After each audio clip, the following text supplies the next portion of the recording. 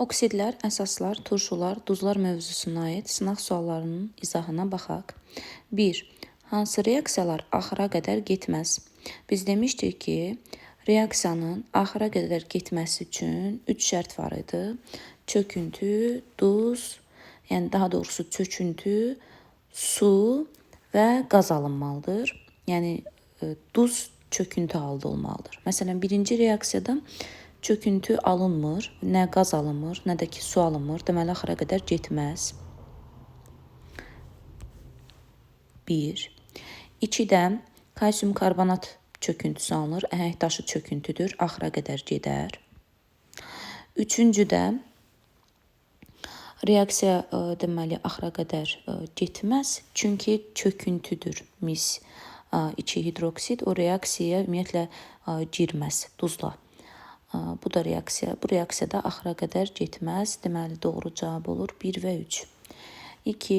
İçərisində dəmir sulfat duzu olan məhlula barium metal əlavə edildikdə hansı maddələr alınır?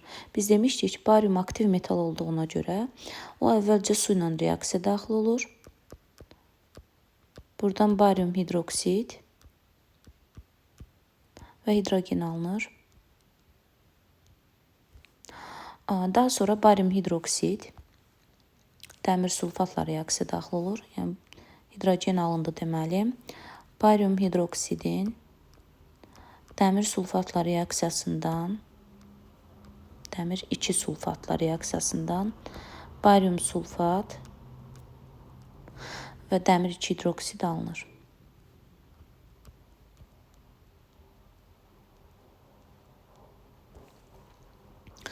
Dəmir 2 hidroksid, barium sulfat 1, 3, 6 cavab olur D variantı. 3. Məhlulda hansı reaksiya getməz?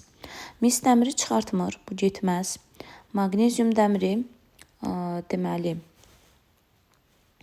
maqnezium dəmiri çıxarmır, çünki əslində maqnezium dəmirdən öncə yerləşir. Amma biz demişdik ki, aktiv metallar digər metalları duzundan sıxışdırıb çıxarmır. Onların suyu ilə reaksiya daxil olur. Yəni, burada maqnezium su ilə reaksiya daxil olur. Deməli, 1 və 2 getməz. 4. Hansı metallar həm turşularla, həm də qələvi məhlul ilə reaksiya daxil olur? Yəni, amfoter olsun. Alüminium amfoterdir, sink amfoterdir. Deməli, bunlar olar. 2 və 3. 5. Reaksiya gedirsə, X hansı metal ola bilər? Əgər bu əsasla reaksiya daxil olursa, deməli, amfoter olmalıdır. Məsələn, NO duz əmələ gətirməyən oksiddir, əsaslarla, turşularla girmir. Alüminiumun oksidi olsaydı, alüminium 2O3 olardı, alüminium olmaz. Sink oksidi olar, çünki sink amfoterdir, həm əsaslarla, həm turşularla reaksiya daxil olur. Deməli, cavab yalnız 3. C variantı. 6. NiCO5-in su ilə reaksiyasından nitrat turşusu alınır. PCO3-ün su ilə reaksiyasından deməli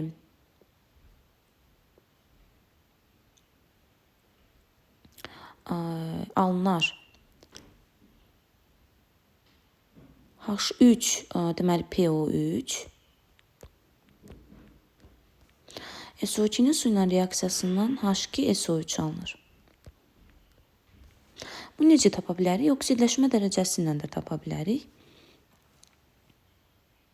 Məsələn, PCO3-də fosforun oksidləşmə dərəcəsi müsbət 3-dür. H3PO3-də də müsbət 3-dür və yaxud da ki, N2O5-də azotun oksidləşmə dərəcəsi müsbət 5-dir burada da. Cavab olur Y variantı. 7. X metalının adi şəraitdə su ilə reaksiyasından 22,4 qram əsas alındıqda 0,4 qram hidrogen qazı ayrılırsa, metalın nisbi atom kütləsini müəyyən edin.